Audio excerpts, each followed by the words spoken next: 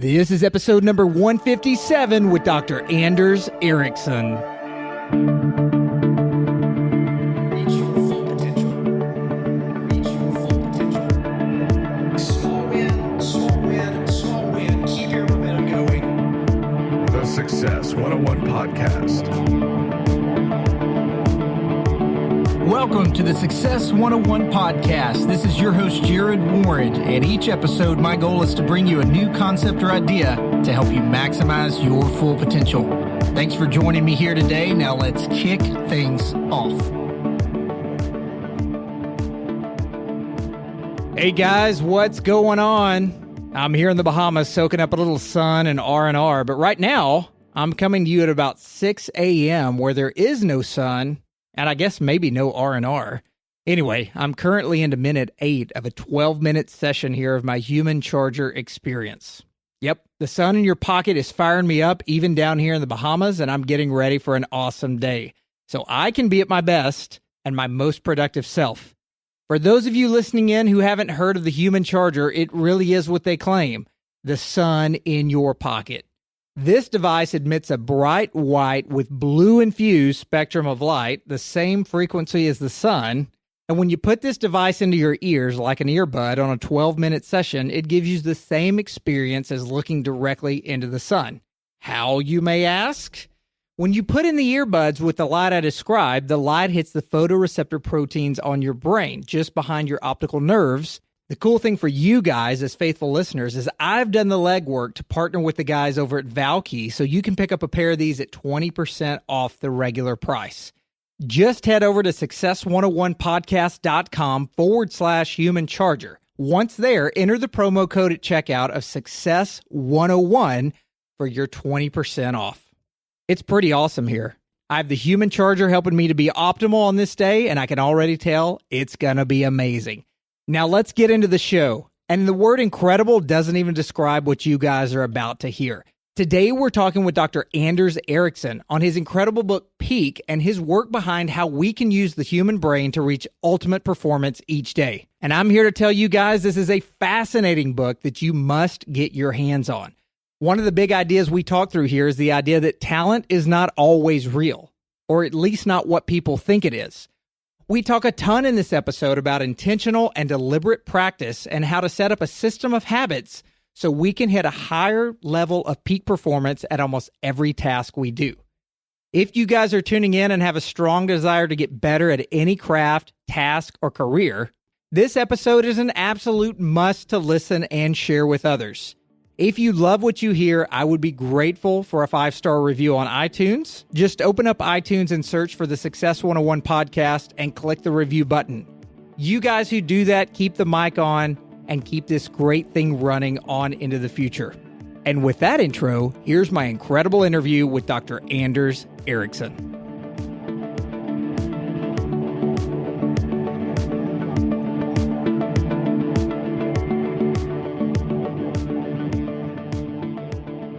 Anders Ericsson, welcome to the Success 101 Podcast. How are you doing today?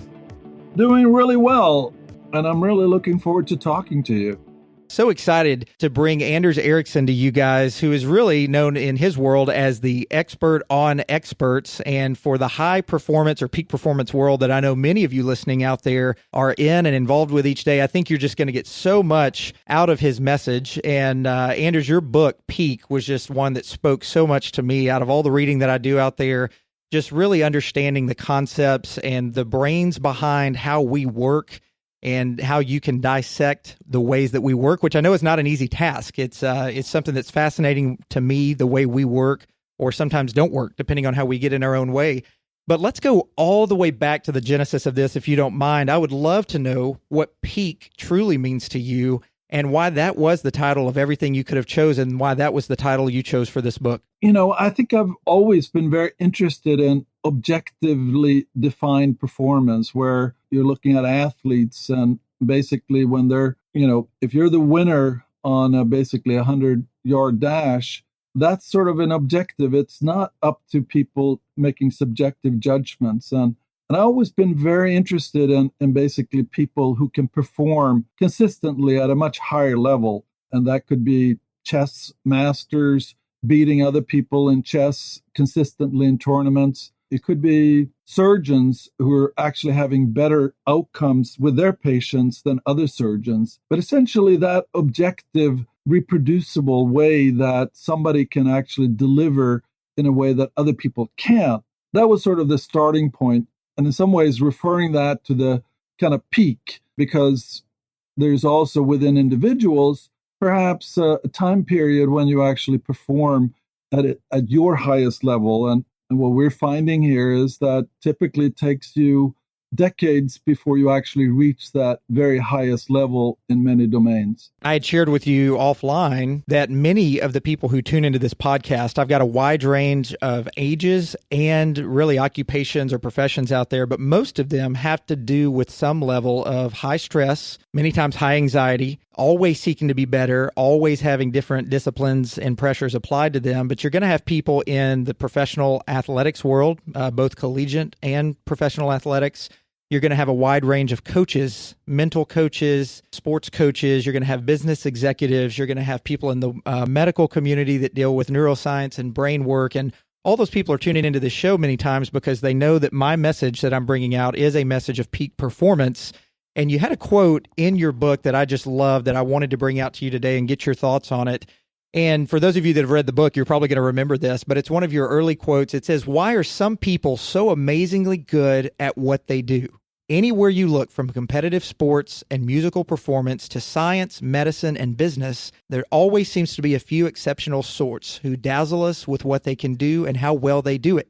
And when we're confronted with such an exceptional person, we naturally tend to conclude that this person was born with something a little extra. He is so gifted, we say, or she has a real gift. But is that really so?" And I love that question and the way it ends there, because I think for so many of us out there, and what I've read in your line of work, is that so many of us are trying to find that magical easy button out there that doesn't exist. We're trying to find ways to excel and ways to advance when really there's no shortcut around it. And I know that your work really speaks to the actual work and the amount of many, many, many thousands of hours that have to go into practicing and working around our trades to get better, because there's just no shortcut. What is the biggest learning lesson for people in those occupations or those mindsets that I just mentioned that you can send today as far as how we're all going to get better with that idea of no shortcuts in mind? I think what I would argue, and this is kind of the type of research that we have conducted now for, several decades, where we actually identify people who are performing at this superior level. And then we try to really get inside their heads and identify what is it that makes them different. And I think what we're finding again and again, it's not so much that there's anything basic physiological, and we're accepting height, which is obviously something that you can't really change through training. But what we're finding is that the things that are setting apart the really outstanding individuals from, the rest of us are things that are plausibly acquired. And basically these factors or abilities try to track as a function here of training. And that's the reason why we're suggesting that if you want to be really good at something, you should look for a teacher who's actually been able to bring other people from your level of performance to the level that you're aspiring to. And I think that is kind of the idea here, that for people to more or less individually, spontaneously improve is very unlikely and ineffective. You need to sort of draw on a lot of accumulated experience that these teachers have more or less either observed by themselves or by learning from other previous teachers, and by helping you now draw on what we know about effective training and the kinds of things that you need to develop. And it unfortunately takes a very long time for you to basically acquire those mental representations that we call them, that seems to allow the experts to, when they're perceiving a situation, they're able to kind of identify the relevant things that they need to consider, and are thereby able to come up with the superior decisions and actions that really set them apart. Yeah, and you're talking about the actions that set people apart. I know that you really dove straight into this. I loved your first chapter that is, I believe it's called The Gift, if I'm correct on that. I don't have it right here in front of me, but I believe the first chapter is called The Introduction or The Gift. And I just loved your point in there, and something that I wish many people that I speak with in my, line of work and coaching that I do is that we all have, to some level, we all have this gift that is inside of us, and the adaptability of the human brain and the body, which the people who are excelling out there have taken advantage of that more than the rest of us. And we do have some limitations on us. Somebody that's 5 foot tall is probably not going to say, hey, all I have to do is work really hard and I know I can make it into the NBA, or someone that's not very fast is probably not going to be a running back in the National Football League. But it is within those skill sets that we have and the things that within our physical limitations we can do.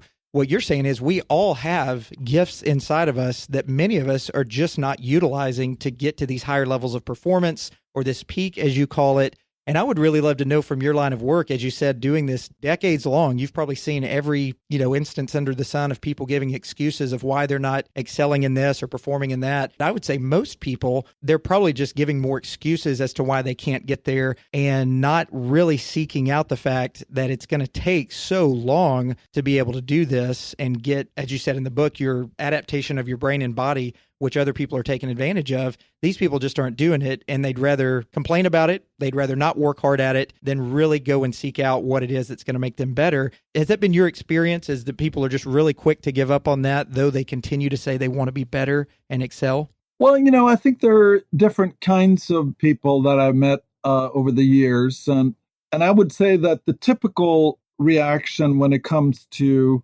kind of a domain that everyone recognizes where skill may actually play a factor. So, for example, like playing golf, I know a lot of people who kind of like going to the range and just whack balls one after the other as far as they can. But once you really start asking them, what is it that you're really trying to be changing and improving on? They don't know. They basically think that doing more of this is just going to make them better. And I think what we're finding here when you talk to teachers is this idea that if you're going to change something, you need to do something that could effectively change the way you're doing it. So remaining here with golf, what you find is that the really good golfers, they basically decide what they're trying to do with a given shot every time, so they can actually match, did I achieve the objectives that I wanted with this particular shot? You're actually trying to identify now things that you may be inconsistent with, and then you're actually working on those particular shots in order to improve basically your consistency and your control. Now, one thing that I wanted to add here to what you were talking about, and I think in some ways it may be possibly setting us apart in our book a little bit from some other books who are arguing, you can do whatever you want if you just kind of keep at it long enough. Because we're really trying to make our message consistent here with what we know about genes and the DNA. So the way I would argue here, there's a lot of genes in your DNA that are basically not activated at a given time.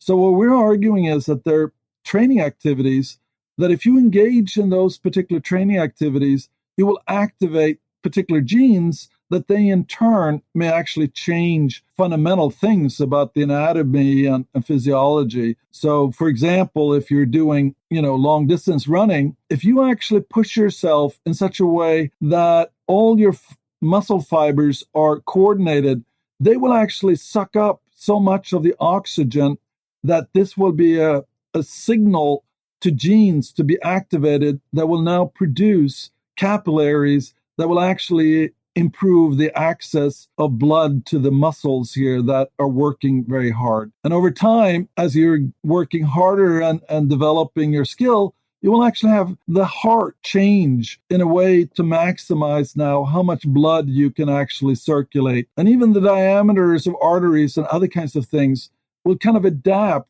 to the training demand that you induce. But there are kind of natural chemical explanations for that. You overload the system, and the system is now activating genes to be able to respond to that training overload. Anders, I think you're referring to the point that's talking about homeostasis, and a quote that I loved in your book. It said, "This is the general pattern for how physical activity creates changes in the body. When a body system or certain muscles, the cardiovascular system or something else is stressed to the point that homeostasis can no longer be maintained, the body responds with changes that are intended to reestablish homeostasis. And I think what you're saying there is if we push ourselves outside of our comfort zone, there are times where we're going to respond by overcompensating by these new stresses that are being put on us, and that's going to create a newer, higher level of this homeostasis that you're referring to. Can you go into that a little bit further for our listeners who may not know how all of that works together when we have stresses applied? Right. So I guess a lot of people, when they go out jogging, are kind of keeping a comfortable level. Now, that basically means that the body can kind of absorb this new activity, that it's gotten used to it. So if you really want to change your ability to run, especially run faster, you really need to kind of push the body in such a way that you go outside of that normal range that can be easily accommodated by your current sort of body. And one of the things that you do in order to increase speed if you're a long distance runner is this interval training where you actually run as fast as you can for maybe 100 yards and then you walk. So you constantly sort of pressure your body to get that outside of what it can actually easily do. And that then activates genes. And we have reason to believe that these genes will actually do their physiological work of building capillaries when you're actually resting. So there's this cycle of activating genes and then allowing enough time for the body to kind of respond to the stress. And then you have reached a new level of adaptation. And by this basically periodic stimulation and then adaptation, you can actually change. And I think that's how we can explain now why some people's bodies, if they've been training a lot, look fundamentally different from a normal person who has not been training. Oh, absolutely. And that's going to appeal a lot, what you're saying, to the athletes or coaches that are listening in on this. But I think what you're describing there in those ideas, as far as this, how do we get to this peak, that really can apply to everything that we do. And for a lot of people in the professional or in the business world, it would be working with your brains, as this idea of homeostasis in the body, but neuroplasticity or growing and stretching our brain. So much study through fMRI images and things like that lately over just the last handful of years have shown us that our brain, though we get older and our brain does have shrink to it, neurologists are saying that there is this neuroplasticity happening where the brain is elastic. We can teach it to grow and we can teach it to build new gray and white matter. But we're only going to do that through taking it past this comfort zone and pushing it on into, not just reaching our full potential and getting there and staying there. And I'll dive into that in a second once we get somewhere for a period of years and stay there, as you talk about in your book. But not just to reach our potential, but to also build on it, to push past levels that we haven't done before, things that we didn't think were possible. And that's going to, requires that challenging homeostasis or neuroplasticity for the brain. And I just call it getting out of your comfort zone, or as I tell my guys here, being comfortable, being very uncomfortable is the only way that you're going to grow. And I think most people are just not allowing themselves to force their brain or their body or any descriptor you want to put in there to adapt to these uncomfortable situations. And therefore they get very complacent in their work. Well, I think a lot of people, and I think that's natural, that you would want to do things that you're already good at. The thing, though, is that by just doing more of things that you're already good at, doesn't seem to lead to any kind of improvement. But if you pick out something where you only occasionally are able to do things, then you can actually focus in on actually trying out to improve that particular aspect. What you find is that by actually focusing in, and ideally if you have a teacher who can actually give you a task that allows you now to train that particular weakness that you have uncovered, that now actually changes you, and then as a result changes your ability to perform. And that's at least how I view basically your professional life. It's going to be this constant search here for things that you can do a little bit better. And by finding things that you can already do, that now opens up the possibility here for finding the training task that will allow you to stretch yourself to reach this higher level. Yeah, it's a great description. And I know much of what your book spoke to me about was visualizations. self-sabotage, negative talk, getting in our own way. All of those things are things that we deal with in the world of the listeners that are tuning into this podcast in some shape, form, or fashion. But you talk a lot about visualizations in our mind that replicate and represent situations, but also refer to those as mental representations. And those mental representations explain the differences in performances between the novice and then the experts, those that are climbing higher in their profession or in their performance.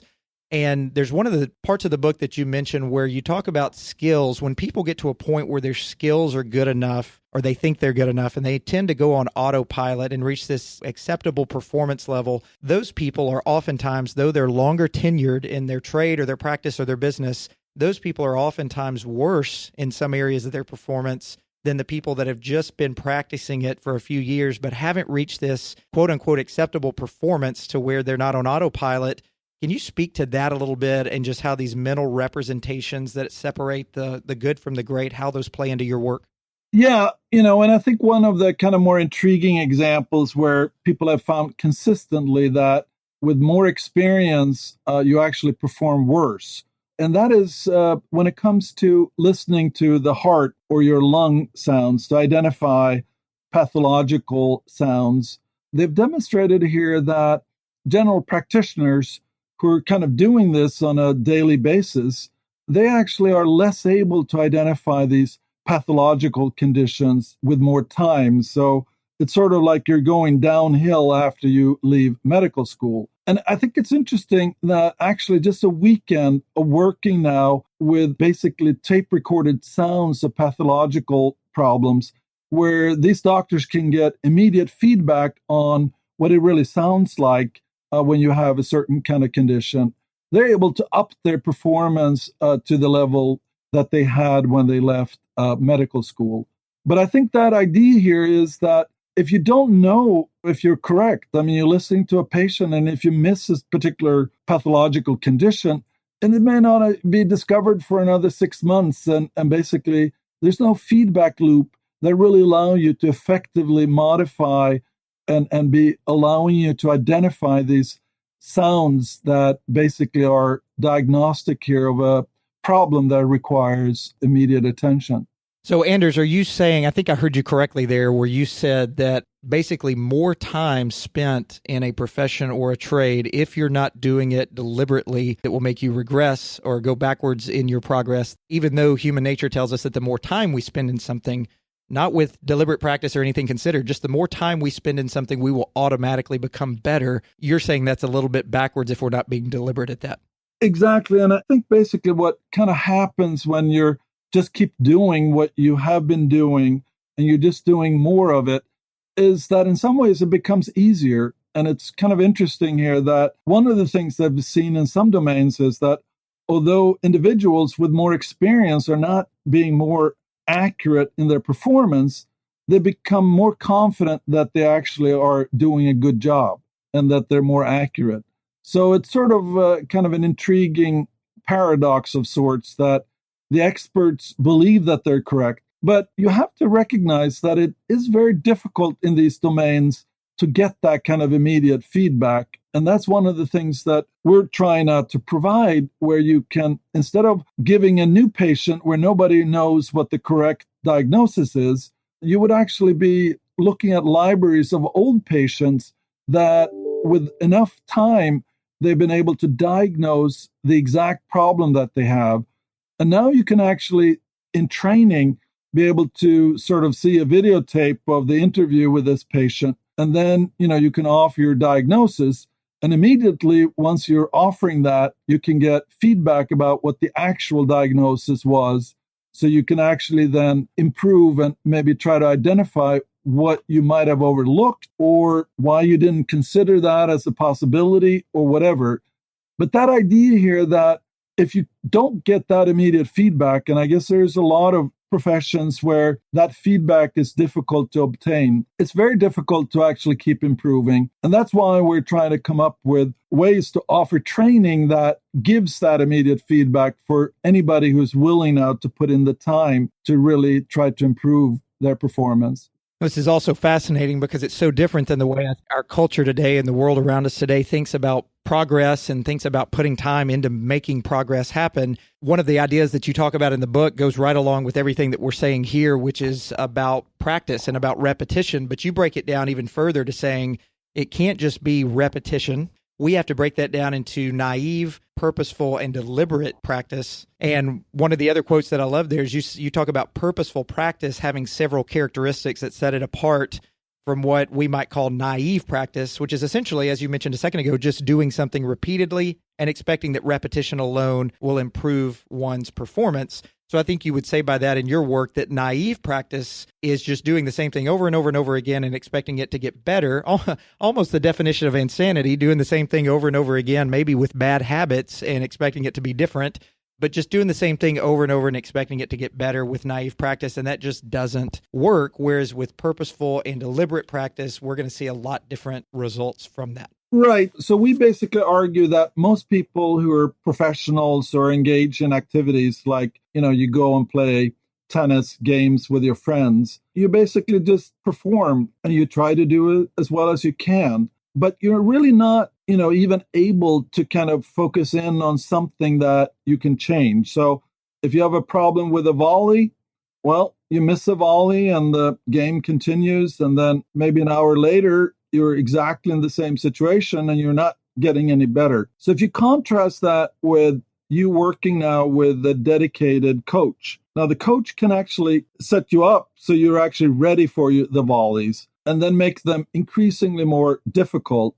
and then eventually force you to run up to the net and do the volleys and then integrate it in the actual game. And then you're actually now focusing in. And the argument is that a couple of hours with a coach will actually be more beneficial than 5 years of just playing where you have that unanticipated problem occurring. So, Anders, another part of your book that spoke to me along the lines of what you're describing there was what I mentioned a minute ago of the purposeful practice. And I wrote down my notes here says from the book, say purposeful practice has, and there's 4, I think, characteristics that you put with it here. And there might be a 5th. If I missed one, please let me know. But purposeful practice has well-defined specific goals. Obviously, that's important for many trades out there, not just in the athletic world or certain performance worlds, but you could break that down to really any profession out there. You need to have well-defined and specific goals. So that's back to that purposeful practice. Purposeful practice, you say, is focused, which I think goes right along in that line as well. But also purposeful practice involves feedback, and that's what you were just mentioning about having a coach and getting the feedback that we need versus just making the same habits over and over and over and wondering why we're not getting better on our own. And then, as we've already mentioned, purposeful practice requires getting out of one's comfort zone. And so I think the whole message around that part of your book just speaks so much to the idea that we can put in 10,000 hours, as Gladwell's book says, we can put in 10,000 hours to something. But if we don't have feedback, if we don't have a clear and specific goal, if it's not really pushing us out of our comfort zone, which when we're working on things by ourselves, we don't really tend to do because we're not disciplined enough many times to do that. And if we're not doing it in a focused way with well-defined specific goals, we are, I guess maybe you would say, just spinning our wheels on a lot of tasks and projects over a long period of time and just assuming we will get better by just sticking with it. And I don't think the sticking with it without all of this data is really serving us well if any of our people listening in on this are being coached that way. And I think that's very important for them to hear. Right. And I think what's kind of interesting here is even if you by yourself are now kind of identifying things you want to improve, you don't know for sure that the training methods that you would think would work are really the ones that are the most effective. So it's really key here to work with a teacher who has all that knowledge about what other people have been using in order to reach their higher level of performance. And I guess just one example that I think is interesting. In basketball, you would like to have a high jump so you can basically dunk the ball and other things. And you might think, that in order to increase your ability here to jump high, you should keep just jumping. What's interesting is that the more effective training seems to be 2 things. Either jumping down from kind of a box on the floor. When you're absorbing that power when you're actually hitting the floor, that seems to be a more effective stimulus to develop the muscles that allow you actually then to jump higher. Or you can basically use weights where you actually impose a lot of extra weight on your legs. And those types of training activities are more effective than actually training the jumping by itself. And there's very many different types of examples here of why intuition about what you should be doing are really not the best options. So it would be far better here to work with somebody with a better background in teaching other people to improve. We've touched on a little bit of this so far that's been sprinkled in what we've said so far, but I think it deserves being separated out on its own. Two things here. The first one would be understanding why trying things differently or adapting differently is better than just try harder. Because as you've mentioned, if we're just trying harder, but we're doing the wrong things, we could be going so far away from the goal at hand and getting so far away from it, even though we're spending many, many, many hours doing it. But we just don't think about it that way in the middle of what we're trying to do. We just automatically, I think our brains are wired to just assume that, hey, if we just keep working and keep working, I mean, that's what we've been told since we were children, right? Is if you just keep working at something, it will eventually stick. And I think that's why I was so compelled to your work, is because that is not the case. And I think as we all get older, we start seeing that and realizing that some of the things that we've been doing and not realizing maybe they were bad habits or bad mindset or just wrong approach, it doesn't matter if you just keep doing it. It's not necessarily going to happen. And then I'd also love for you to speak on why innate talent is a myth. And it goes back to us all having some form of a gifting and not just being born with that innate talent. So it kind of goes back to this idea that if we're looking at experts, like a expert chess player, and we present chess position, that expert chess player will very rapidly focus in on interesting areas and then be able to actually explore, what kind of happens if you were to kind of make one move and then the opponent would make their best counter move. So it's sort of like they've developed these specialized skills for analyzing the situations, so they will be able to pick now what would be the best move for a given position. And the same thing if you're playing football or soccer or something. What we find is that the more expert individuals, they're actually able to not just see where your opponent players are at the time, but where they're actually on the going, so they can predict in the future, anticipate, almost like a second's worth of information, which really allows them now to decide on much better actions that will now lead to much better consequences than somebody who is less skilled and really can't perceive all the relevant information to make, the best judgment. And I think once you recognize that those kinds of ways of perceiving effectively all the relevant information, there is just a question, how do you develop that? But basically, once you look at what is it that these individuals do that develop these representations, and I guess we know a bit about in chess, where basically you can almost sort of simulate playing against world-class players by looking up games that world-class players had played against each other. And then you can actually, instead of looking up what the move they made, you can look at the position and try to figure out what would you do in that situation. And then you can compare the move that you selected with the move that actually the world-class chess player selected. So you can actually get that feedback, comparing yourself, so you can now increasingly be more able to reproduce the kind of moves that the world-class players made by, in some ways, developing that mental representation that allows you to kind of figure out here what are the aspects that you need to think about in order to select the best move.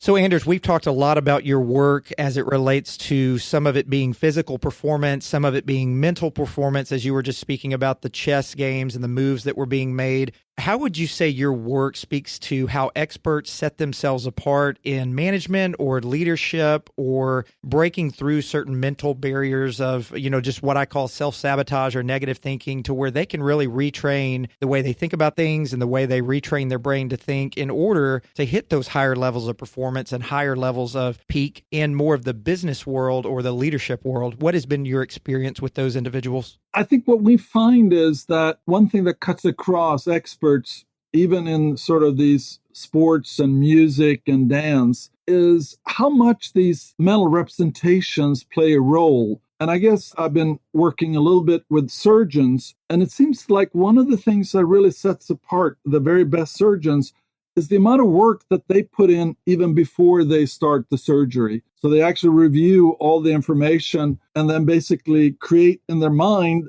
sort of going through mentally what this surgery would look like, and then prepare for any kind of possible problems that they would perceive. And then they actually do the surgery. And I guess I found talking to salespeople that one of the things that seems to be particularly salient for very successful salespeople is that they actually spend a lot of time thinking about the client and being able to identify now what is it that the client would basically want to know, and being able now to identify the right kind of decision maker, but essentially building up an expectation here about how they would be able to do a kind of an appropriate presentation here for a given client. And then by noticing here how the client responds, they kind of get feedback about, was this appropriate? Could I possibly have done this some different way? But providing that kind of feedback loop of generating expectations and then executing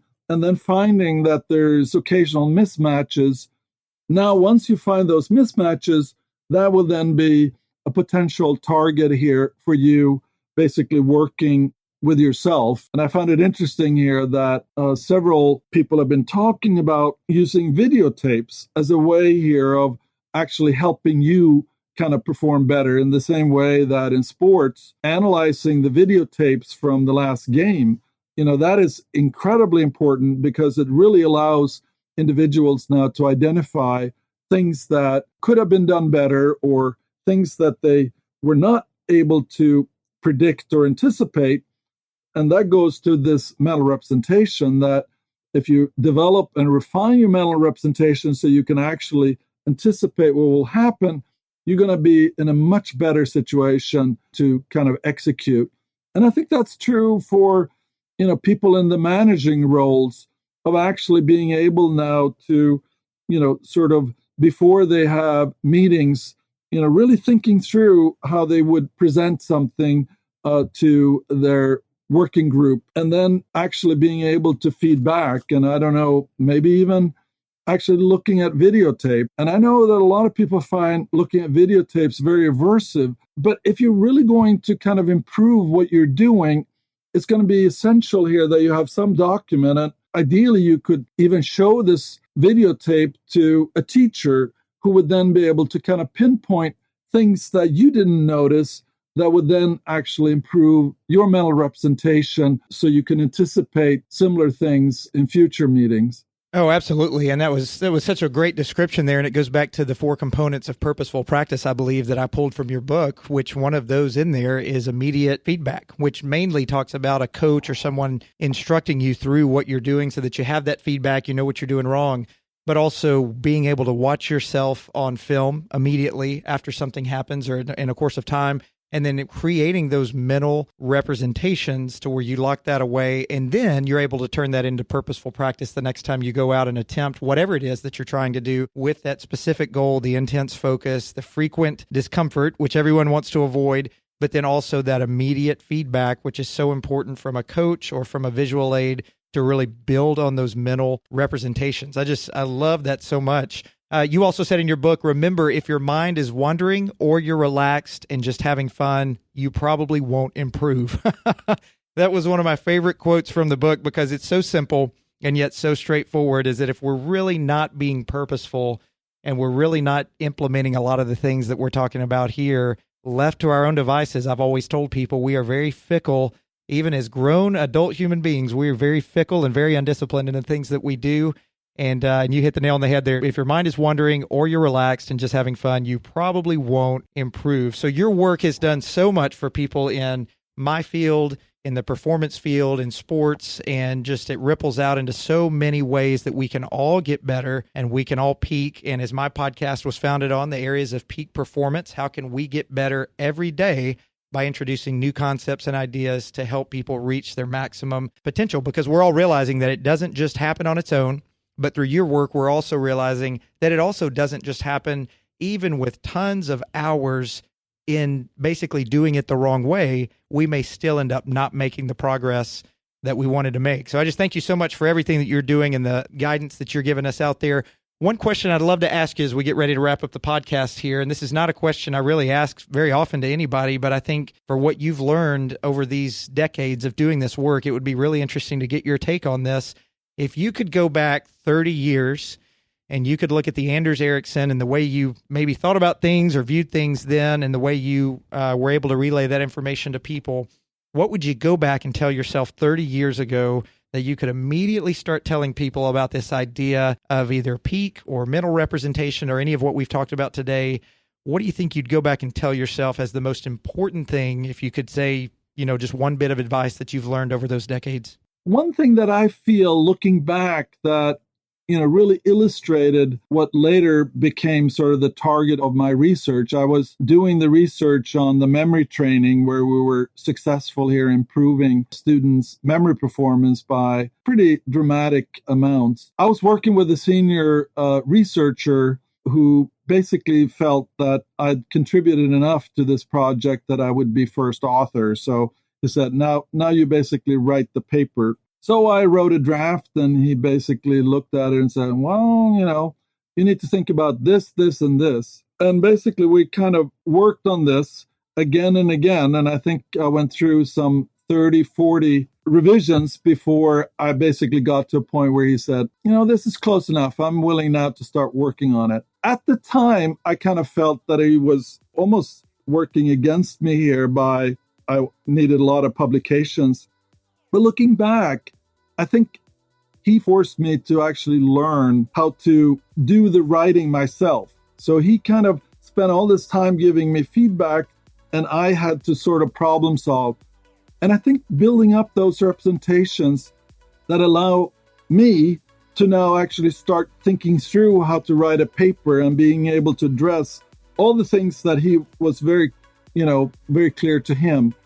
That process of actually building up these mental representations that give you now the freedom of actually contributing and slowly improving your performance, I think that's really undervalued. And I believe that having this opportunity of him spending all this amount of time with me was one of the best things that could have happened to me. But there was times when I was actually in the process here where I felt that he was almost being too difficult. But I think that really captures what I think is necessary to succeed. Yeah, it's always easier to see once you get to where you're going. You can look back on it, but the harder the journey, the more we learn from it, the more we grow. And there's so many people out there just in life situations where they say, look, if I hadn't gone through this seemingly terrible time in my life or these years of my life where I thought, this hardship was never going to end, I would not be the person I am today. And so they can almost say, as crazy as it sounds, they can say, I'm grateful for going through that, and it's made me the person I am today. So if we all had to, back to your quote, if we all had to do things that were easy and we weren't really putting much thought into it and we could just put it on autopilot, as you say, boy, we sure wouldn't grow and get to anywhere near where we all want to be. So it's the hardships and it's the difficulties and it's that trial that we go through that really shapes and grows us. So thank you so much for your work. I've just taken so much away from, I knew I took a lot away from your book, and I've just taken so much away from this podcast as well, and look forward to getting it out to our listeners. Where can we steer more traffic your way in order to help people get Peak in their hands or direct them to any of more of your work or website or anywhere that you've got more of your resources about your work? Where can we steer them to? Well, my co-author, Robert Poole, has a website, which is thebook.com. And he's, I think, currently working on trying to make that even better website. But I think that's probably the single best place to direct people. Well, Anders Ericsson, thanks so much for your time. We are so grateful for spending it with us here on the Success 101 podcast. We wish you the best in your continued efforts to help everyone reach higher levels of peak and teach our brains to work for us and not against us as we put in deliberate practice. Thank you so much for your work and your time, and we will catch up with you again, hopefully on another episode in the future. Well, thank you so much.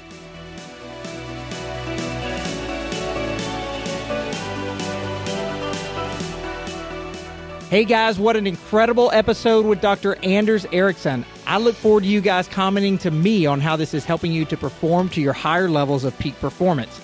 If you guys want to connect with me and my team, the best way to do that is to shoot an email to info@success101podcast.com or catch me in the world of social media on Facebook or Instagram under the name @Success101podcast.